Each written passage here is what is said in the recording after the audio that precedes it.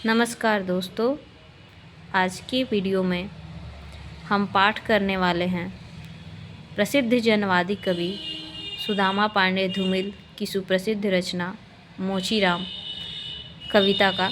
यह कविता उनके काव्य संग्रह संसद से सड़क तक में संकलित है और इस कविता में हमें यह देखने को मिलेगा कि किस प्रकार सुदामा पांडे धूमिल की रचनाएं शोषितों, दलितों, पीड़ितों, मजदूर, श्रमिक वर्ग की आवाज़ है और किस तरह से उन्होंने अपनी रचनाओं में समाज के मेहनती वर्ग, परिश्रमिक वर्ग, ऐसे लोग जो मज़दूर हैं, जो निम्न वर्गीय हैं, जो कठिन परिश्रम करते हैं, उनके जीवन की क्या परेशानियां हैं, उन्हें किस तरह की समस्याओं का सामना करना पड़ता है, किस तरह समाज उनके साथ दोयम दर्जे का व्यवहार करता है और किस तरह उनके परिश्रम का उचित मूल्य भी उन्हें नहीं दिया जाता है। इन सब पर यह कविता एक तरह से प्रकाश डालती है। साथ ही इस कविता का नायक है मोचीराम, जो यह दिखाता है कि उसकी निगाह में कोई भी बड़ा या छोटा नहीं है, बल्कि सब एक समान है।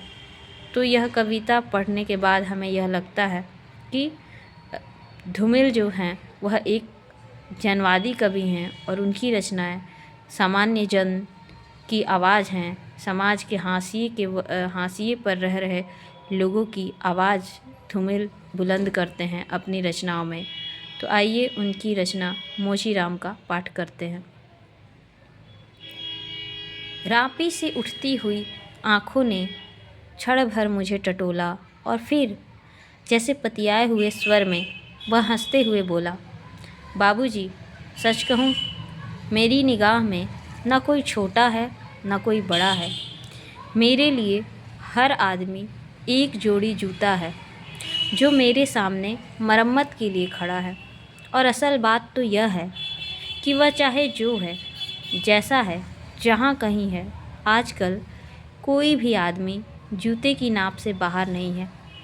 फिर भी मुझे ख्याल रहता है कि पेशेवर हाथों और फटे हुए जूतों के बीच कहीं ना कहीं एक अदद आदमी है जिस पर टाँके पड़ते हैं, जो जूते से झांकती हुई अंगुली की चोट छाती पर हथौड़े की तरह सहता है। यहाँ तरह तरह के जूते आते हैं और आदमी की अलग अलग नवैयत बतलाते हैं। सबकी अपनी अपनी शक्ल है, अपनी अपनी शैली है। मसलन एक जूता है। जूता क्या है? चकत्तियों का थैला है। इसे एक चेहरा पहनता है जिसे चेचक ने चुग लिया है। उस पर उम्मीद की तरह देती हुई हंसी है, जैसे टेलीफोन के खंभे पर कोई पतंग फंसी है और खड़खड़ा रही है।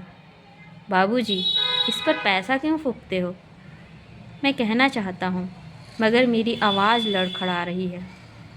मैं महसूस करता हूँ भीतर से एक आवाज़ आती है, कैसे आदमी हो, अपनी जाति पर थूकते हो? आप यकीन करें, उस समय मैं चकत्तियों की जगह आंखें ताकता हूँ और पेशे में पड़े हुए आदमी को बड़ी मुश्किल से निभाता हूँ। एक जूता और है जिसके पैर को नाद कर एक आदमी निकलता है सैर को। वह न अक्लमंद है न वक्त का पाबंद है। उसकी आंखों में लालच है, हाथों में घड़ी है। उसे कहीं जाना नहीं है, मगर चेहरे पर बड़ी हड़बड़ी है। वह कोई बनिया है या बिसाती है, मगर रोब ऐसा कि हिटलर का नाती है। इसे बांधो, उसे काटो, हियाँ ठोको, वहाँ पीटो, घिसा दो, ऐसा चमका दो, जूते को ऐना बना दो। ओफ, बड़ी गर्मी है। रुमाल से हवा करता है, मौसम के नाम पर बिसुरता है। सड़क पर आतियों जातियों को बानर की तरह घूरता है। गरज यह कि घंटे भर खटवाता है, मगर नामा देते वक्त साफ नट जाता है। शरीफों को लूटते हो, वह गुर्राता है और कुछ सिक्के फेंक कर आगे बढ़ जाता है। अचानक चिहुक कर सड़क से उछलता है और पटरी पर चढ़ जाता है। चोट जब पेशे पर पड़ती है तो कहीं ना कहीं एक चोर कील दबी रह जाती है, जो मौका पाकर उभरती है और उंगली में गड़ती है। मगर इसका मतलब यह नहीं है कि मुझे कोई गलत फहमी है। मुझे हर वक्त यह ख्याल रहता है कि जूते और पैसे के बीच कहीं ना कहीं एक अदद आदमी है जिस पर टाँके पड़ते हैं, जो जूते से झांकती हुई उंगली की चोट छाती पर हथौड़े की तरह सहता है। और बाबूजी, असल बात तो यह है कि ज़िंदा रहने के पीछे अगर सही तर्क नहीं है तो रामनमी बेचकर या रंडियों की दलाली करके रोटी कमाने में कोई फ़र्क नहीं है। और यही वह जगह है जहाँ हर आदमी अपने पैसे से छूटकर भीड़ का टमकता हुआ हिस्सा बन जाता है। सभी लोगों की तरह भाषा उसे काटती है, मौसम सताता है। अब आप इस बसंत को ही ले लो। यह दिन को तांत की तरह तानता है, पेड़ों पर लाल लाल पत्तों के हजारों सुखतल्ले धूप में सींचने के लिए लटकाता है। सच कहता हूँ, उस समय रापी की मूठ को हाथ में संभालना मुश्किल हो जाता है। आँख कहीं जाती है, हाथ कहीं जाता है। मन किसी झुंझुलाए हुए बच्चे सा काम पर आने से बार बार इनकार करता है। लगता है कि चमड़े की शराफत के पीछे कोई जंगल है जो आदमी पर पेड़ों की तरह वार करता है। और यह चौंकाने की नहीं, सोचने की बात है। मगर जो ज़िंदगी को किताब से नापता है, जो असलियत और अनुभव के बीच खून के किसी कामज़ात मौके पर कायर है, वह बड़ी आसानी से कह सकता है, यार तू मोची नहीं, शायर है।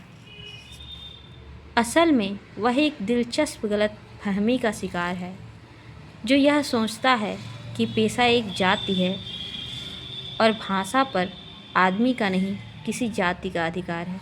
जबकि असलियत यह है कि आग सबको जलाती है, सच्चाई सबसे होकर गुजरती है।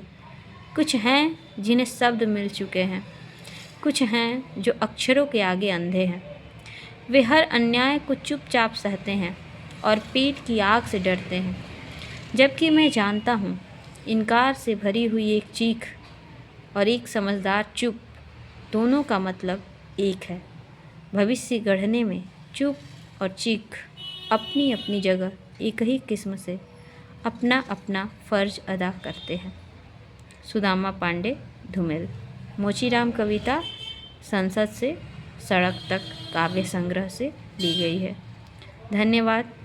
इसी तरह की महत्वपूर्ण कविताएं, हिंदी से जुड़े महत्वपूर्ण तथ्य, परीक्षा उपयोगी तथ्यों को पढ़ने के लिए चैनल से जुड़े रहें। चैनल को लाइक और सब्सक्राइब करें। धन्यवाद।